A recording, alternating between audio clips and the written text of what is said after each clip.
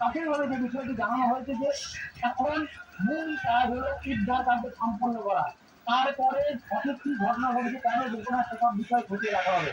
এবং যে বিষয়টি জানিয়ে রাখার চেষ্টা করবো যে এই ঘটনার পরে রাজীব সাংসদ তিনি কিন্তু ঘটনাস্থল পরিদর্শন করছেন।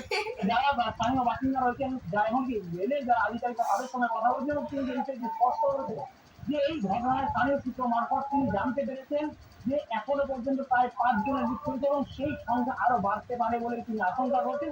এবং তিনি যেটা স্পষ্ট করছেন এই বিষয়ে রেলের তরফে এখনো কিছু স্পষ্ট করা না হলেও স্থানীয় সূত্র মারফত কিন্তু এমনটাই জানা গিয়েছে। এই মুহূর্তে উদ্ধার কাজ চলছে, অন্যদিকে আপ এবং ডাউন যে লাইন রয়েছে সেই দুটি লাইনই কিন্তু একেবারে অবরুদ্ধ রয়েছে এবং রেলের তরফে উদ্ধার কাজ চলছে। তবে কতক্ষণে এই দুটি লাইন পরিষ্কার হবে তা নিয়ে কিন্তু সন্দেহ রয়েছে। তবে এখনো পর্যন্ত যে বিষয় তা এখনো পর্যন্ত জানা যাচ্ছে স্থানীয় সূত্র মারফত ৫ জনের মতন মানুষের মৃত্যু হয়েছে। তবে সরকারিভাবে কিন্তু এ নিয়ে এখনো কোনো বিষয় স্পষ্ট করা হয়নি।